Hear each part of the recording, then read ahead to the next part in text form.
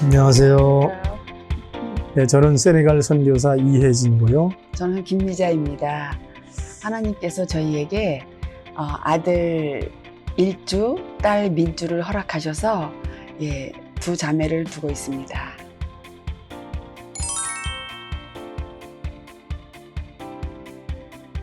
코비드 상황은 사실 많이 퍼질 때는 한 700~800명 정도까지 전체 인구가 한 1,500만 정도 되는데 그 정도 됐다가 지금은 많이 다운이 돼서 하루에 100명 이내 이런 상황이에요. 그렇긴 한데 거기는 그래도 참 감사한 것 중에 하나야. 그 말라리아 약이 그 사람들을 많이 이제 필요하잖아요. 말라리아가 있으니까. 이제 그 약을 많이들 복용해서 그런지는 모르겠는데 환자가 걸린 사람이 확인이 됐을 때 빨리 회복이 되는 것 같아요. 다른 나라에 비해서. 그래서 현지인들보다는 오히려 백인이나 외국 분들이 많이 돌아가시고 현지인들이 덜 돌아가시는 그런 상황이에요. 네.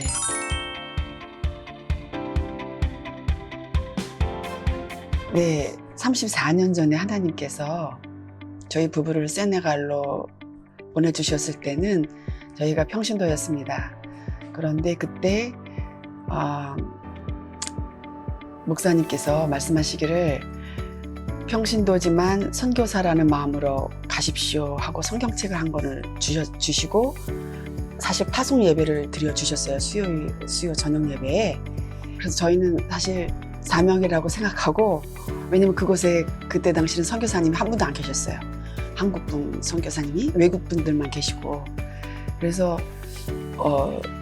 정말 사명이라고 생각하고 열심히 현지들을 섬기다 보니 한국 선교사님이 오시게 되었고, 또 저희가 그분을 또 열심히 도와서 우리 남편이 동역자로 그때 당시 20년을 넘게 섬기고 있었죠.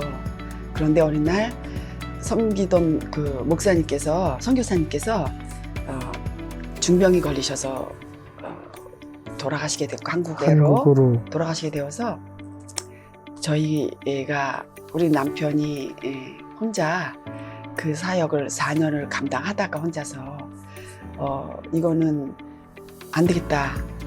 그쪽 그 선교 단체에서도 봐도 이거는 안 되겠다 싶고, 저희가 봐서도 감당이 안 되고 해서 이제 저희 교회에다 어플라이 하게 되었고, 해서 정식 이제 선교사 파송을 받고 그때부터 이제 선교사의 길을 걷게 되었습니다. 그것이 10년 전입니다.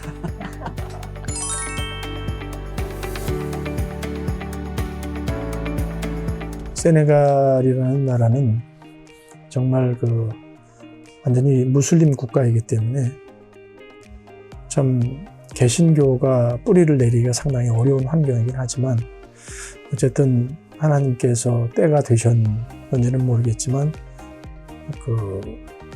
현지 지도자들을 통해서 자꾸 교회가 늘어날 수 있게끔 저희가 서포팅하고 기도하면서 이렇게 할 때 열매를 맺게 해주셔서 교회가 8개가 되고, 사실은 지금 현재 외국 선교사들이 이렇게 많지 않아요.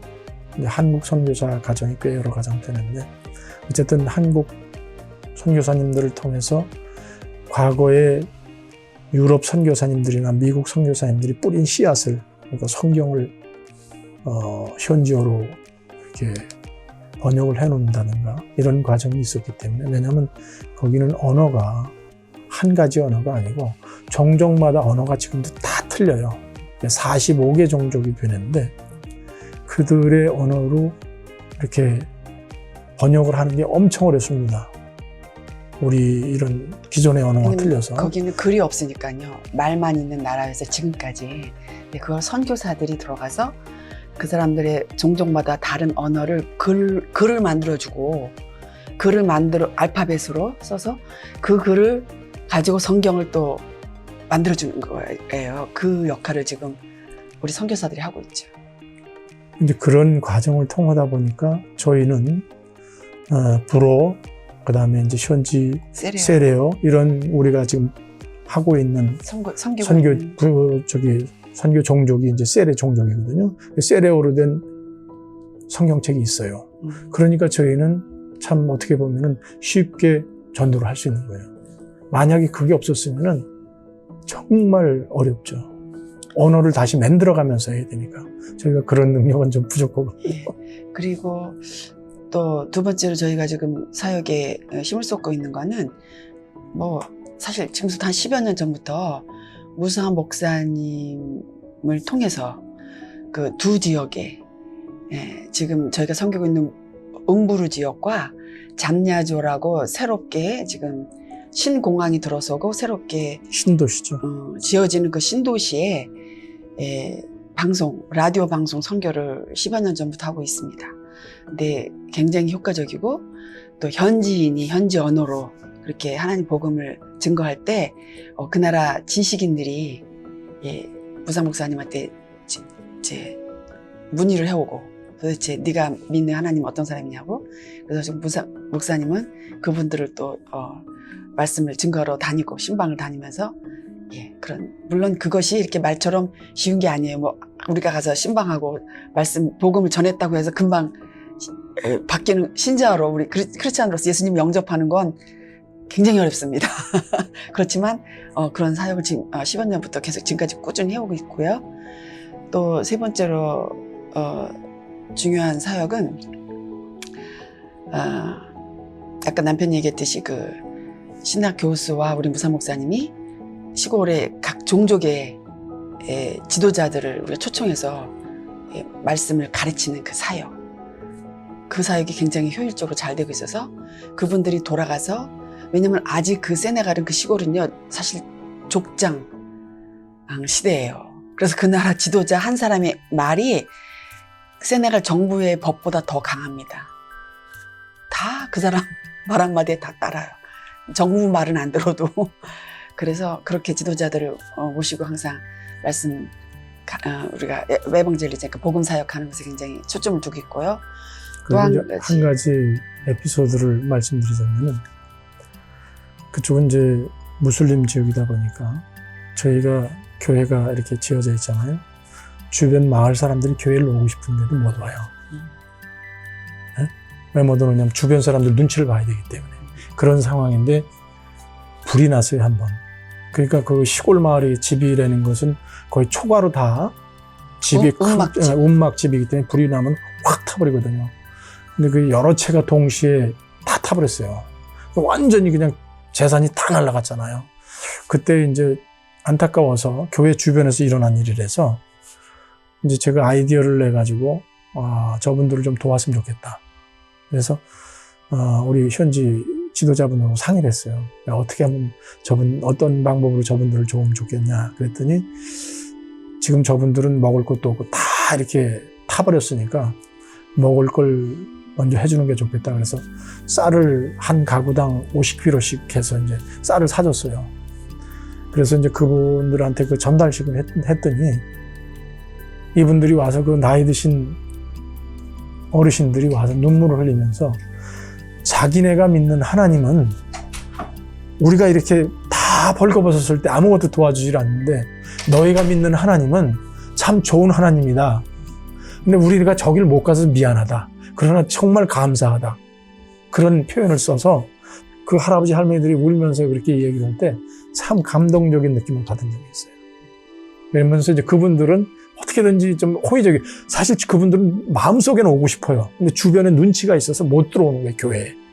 근데 지금은 이제 조금씩 그게 벽이 조금씩 무너지는 것 같은 느낌을 저희가 받습니다. 처음 생각하면 뭐 말할 수 없는 변화가 있지만요. 왜냐하면 처음에는 이제 우리가 할 수 있는 것은 아이들을 모아놓고 아이들에게 복음을 증거하는 일이었거든요. 학용품이나 이런 걸 나눠주면서 이렇게 저걸 했는데 아이들이 모이니까 무슬림 분들이 와가지고 자기 아이가 와 있잖아요. 우리 보는 앞에서 아이를 그냥 들어가지고 그냥 막 사정없이 때리는 거예요. 우리가 그걸 어떻게 해요? 얼마나 보고 눈물이 쏟아지는지. 왜냐면은 그 아이들이 무슨 죄가 있어요? 우리가 불러서 온 거 아니에요. 그러니 그 부모가 여기 왔다고 어딜 거길 가느냐고. 그냥 아이들이 그렇게 때렸던 지역에서 지금은 그분들이 많이 완화돼서 담이 많이 낮아졌어요. 참 감사하죠. 또 하나 에피소드는 거기는 아직 열악한 나라라 사실 도둑이 많습니다. 큰 도둑, 작은 도둑 굉장히 많은데 어느 날 그래서 집집마다 그 경비원이라고 아주 낮은 인건비 받고 밤새도록 집을 지키는 사람들이 집집마다 있어요. 근데 어느 날 도둑이 들어왔는데 동네 그 경비원들이 때리다 보니까 아침이 되어서 보니 이제 사망한 거예요. 그 도둑이. 그래서 동네 경비원들이 모두 감옥으로 가게 됐어요. 그 부분에서 저희가 하나님의 아이디어를 주셨죠. 가지고 있던 성경책 전부 다 낮게 포장해서 안에 선물을 좀 기프트 카드를 넣어가지고, 왜냐면 그들의 감옥 생활이라는 건 뻔하거든요. 굶주리는 생활이거든요. 먹을 거 제대로 주겠어요? 그리고 이 팬데믹 상황에 아무도 면회도 못 가는 그런 상황 속에서, 그래서 저희가 면회를 사실 가서 복음 증거하면 너무 좋은 기회인데 그게 허락이 안 돼서 다른 우리가 사람을 시켜서 그들에게 성경과 그다음에 식량을 사 먹을 수 있는 좀 약간의 금전을 넣어서 했더니 온 마을에 그 소문이 퍼져서 더더욱 담이 더 낮아지는 계기가 되었습니다. 하나님이 주신 아이디어죠. 예. 가장 사실 무슬림 나라에서 가장 사역이 효율적으로 이루어지는 것은 어린이 사역이라고 저희는 생각합니다. 왜냐하면 이미 어른들이 바뀐다는 건 사실 저희는 99.99 불가능하다고 생각해요. 그냥 그들이 예수님 영접할래 하고 하는 말은 당장 우리와 관계를 좋게 하기 위해서 뭔가 좀 얻을 게 있을까라는 기대감으로 하는 말이지, 그들 사회로 다시 들어가면 그렇게 저희는 현장에서 그걸 너무너무 뼈저리게 느끼니까. 근데 어린아이들은 다르거든요. 어릴 때 말씀 집어넣으면 그게 사실 평생 가요. 우리들의 경험을 돌아볼 마찬가지잖아요. 그래서 오래전부터 그 아이들한테 그 학용품 구입해 주는 것을 오랫동안 해왔고요. 그게 사실 마을에서 굉장히 효과가 있어서 부모들이 무슬림인데 아이들을 교회로 보내는 거에 부모들이 용인하게 되는 그런 계기가 되었고요. 근데 또 그렇게 해마다 해오다 보니까 또 그 안에는 아이들이 굉장히 영리하고 굉장히 똑똑한데 집안이 가난해서 학교를 못 다니는 아이들이 눈에 보이고, 그래서 그 아이들을 서포팅하기 시작했어요. 장학금이죠, 소위. 근데 그렇게 해서 지급된 그 장학금은 결국은 그 가정을 살리는 그러한 그 시드머니가 되거든요. 그래서 그 부모들이 교회에 아이들을 일하러 밭으로 보내는 것이 아니라 학교를 보내고 교회를 보내게 되는 그런 계기가 되었고, 그 아이들이 커서 그 마을에서는 유일하게 다카 대학을 갈 수 있는 그런 인재들이 되는 거예요. 사실 그 마을에서 1년에 한 명 대학생 나오는 게 쉽지 않아요.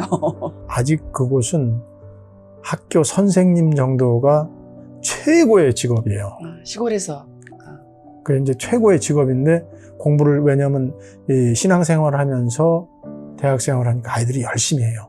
그래가지고 학교 선생님들이 돼요. 그래서 그 청년들이 학교 선생이 되면은 아주 오지마을로 가요. 몇 년 동안은. 그래서 거기서 그렇게 오지마을에 가서 교육 사업을 하다가 다시 오면은 그 청년들이 교회에 아주 기둥이 되는 일꾼이 돼요.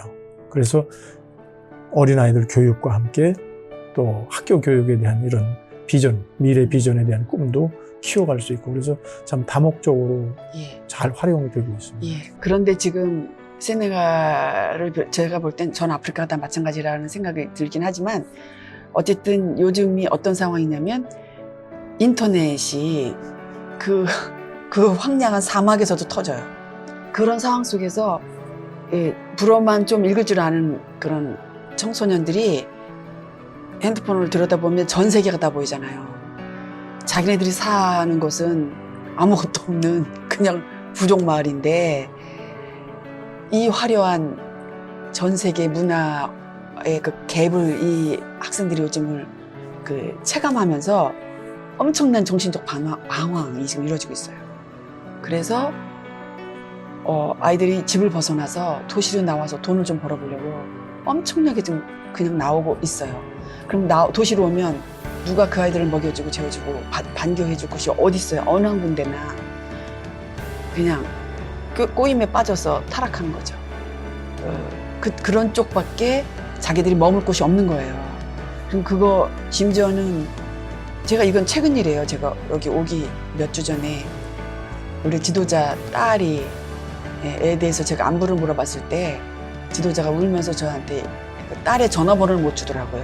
그거는 뭐겠어요. 일이 이미 터진 거죠. 그래서 제가 사실은 오기 전에 며칠 동안 잠도 못 자고 사실 왔거든요. 그런 일이 굉장히 많아요. 그래서 그런 일을 좀 앞으로는 더 돌아가서 열심히 해야 될 것 같다는 생각을 하고 있습니다.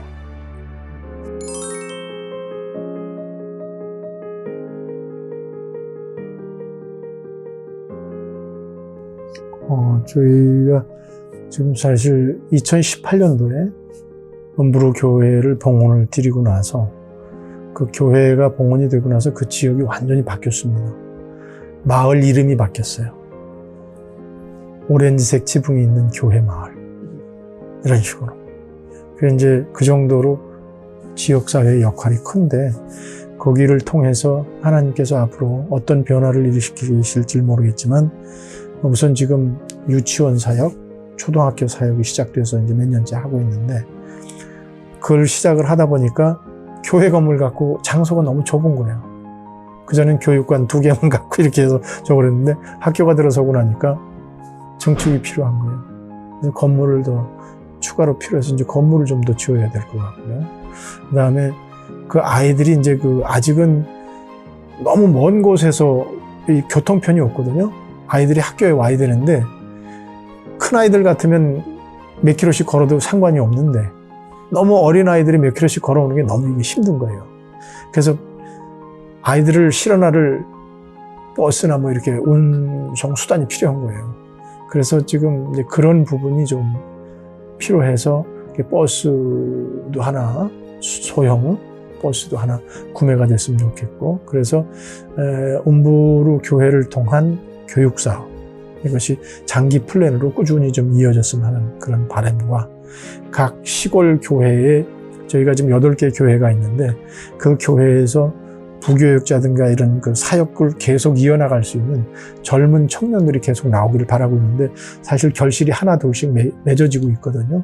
그래서 이제 그것이 꾸준히 이어져 나가야 그 기독교 신앙에 대한 뿌리가 좀 더 깊이 내리지 않을까. 그런 것을 어떻게 계획해서 좀 더 체계적으로 끌고 나갈까 하는 것에 대한 고민들을 좀 많이 하고 있습니다.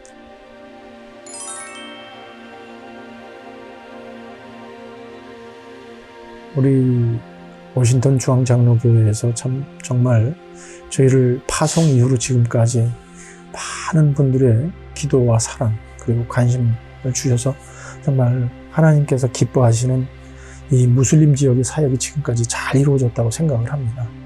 앞으로도 참 지금껏 기도해 주시고 관심 가져주신 것 이상으로 이렇게 노력을 해 주시면은 하나님이 원하시는 정말 하나님의 선교가 무슬림 나라에 뿌리를 내리고 싹시 자라서 결실을 맺는 은혜가 있을 줄 믿습니다. 그래서 우리 중앙장로교회 참 귀한 성도님들의 끊임없는 관심과 기도를 좀 부탁을 드리고 싶습니다.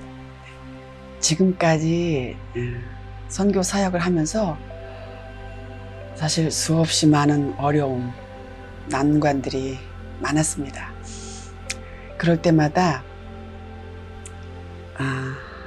큰 힘이 되어주셨던 게 우리 교회에서 기도하시는 분들, 후원해 주시는 분들, 그분들의 그 따뜻한 그 힘이 느껴져서 정말 저희가 잘 지금까지 버텨낼 수 있었던 그 원동력이 되었고요.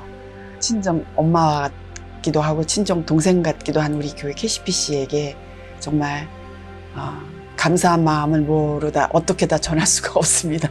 너무나 감사하고 앞으로도 지금까지 해와 주셨듯이 그렇게 꾸준한 정말 격려와 기도 부탁드립니다. 우리 세네갈 그러면은 저희가 이제 무사 목사님을 중심으로 해서 기도 얘기를 많이 했거든요. 무사 목사님은 제가 98년부터 시작을 해서 동역을 해서 함께 일을 했는데, 그분이 이제 목사님이 되게 된 계기는 장로 교단의 외국 선교사님들, 그분들이 교수님이 되셔서 7년에 걸쳐서 교육을 받아가지고 무사히 통과를 해서 강도사, 전도사 과정을 거쳐서 목사님이 2012년에 되셨어요. 정식 목사 안수를 받고 이렇게 되셔서 이제 음부르 교회를 담임을 하고 계신데, 사실 다른 분들은 정식 목사님은 아니고 사역자로서 이렇게 생각을 하고 있거든요. 무사 목사님이 참 하나님께서 정말 택해 주시고 인도를 해 주셔서 오늘까지 오고 있는데, 서로 많은 갈등과 고민이 있을 때 그분을 통해서 하나님이 역사를 하시는 것을 본인이 간증을 하는 거예요. 한 번은 교회 증축을 할 거냐 말아야 될 것이냐 갈등을 할 때, 저희는 이렇게 했으면 좋겠습니다. 그런데 그걸 반대를 하는 거예요. 그래서 고민하고 이제 헤어졌는데, 집에 가서 자기가 그런 걸 느꼈다는 거예요. 저하고 20몇 년 동안 사역을 한 필름을 보여주시더래요. 순간순간 카트 필름을 보여주시면서 살아있는 예수님과 같은 분이 옆에 있는데 너는 여태까지 뭘 하고 있었냐, 그러면서 전화를 해가지고 눈물을 흘리면서 정말 미안하다, 20몇 년 동안 미안하다 소리를 처음 들었습니다.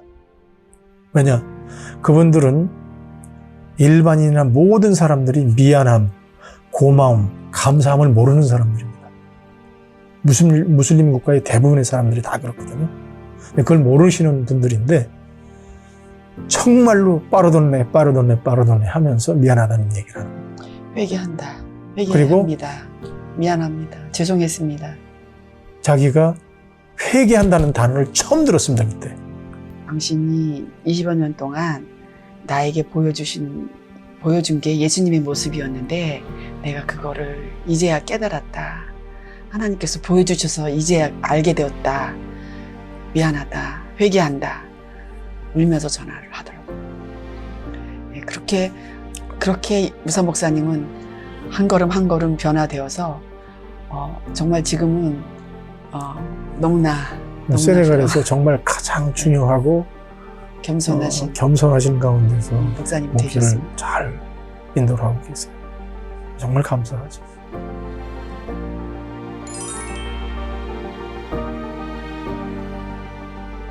음부르 교회를 중심으로 해서 이제 무사 목사님의 이제 방송 선교, 그다음에 이제 학교 증서를 위한 그 건축, 그다음에 이제 학생 운송을 위한 버스 구입, 이런 것을 위해서 좀 기도를 해주셨으면 좋겠고, 그다음에 생고르, 박색, 은계년, 그다음에 코보세킬 등 해서 한 7개 교회, 나머지 7개 교회 사역자들이 은혜 가운데서 복음 사역을 잘 감당할 수 있기를. 세네갈에서 정규 신학교가 하나 있는데 그 교수님이 오셔서 저희 우리 교회에서 지도자 사역을 같이 하고 계세요. 무사 목사님과. 그래서 그 지도자분들이 정말 은혜 가운데서 온전히 서서 시골 사역자들을 더욱더 많이 길러낼 수 있는 그런 역량을 잘 지켜나갈 수 있도록. 그 다음에 이제 지금 중간에 설명을 드렸습니다만, 저희가 불우 학생들도 모아서 그네들이 학교에서 쭉 교육을 받을 수 있게끔 이거를 준비를 하고 있는데, 그 불우 학생을 위한 장학 사업이 온전히 이루어질 수 있도록. 마지막으로 저희 내외의 건강, 그 다음에 일주 민주가 주님 안에서 온전히 신앙생활을 잘 감당해낼 수 있도록, 그렇게 5가지로 말씀드리겠습니다. 고맙습니다.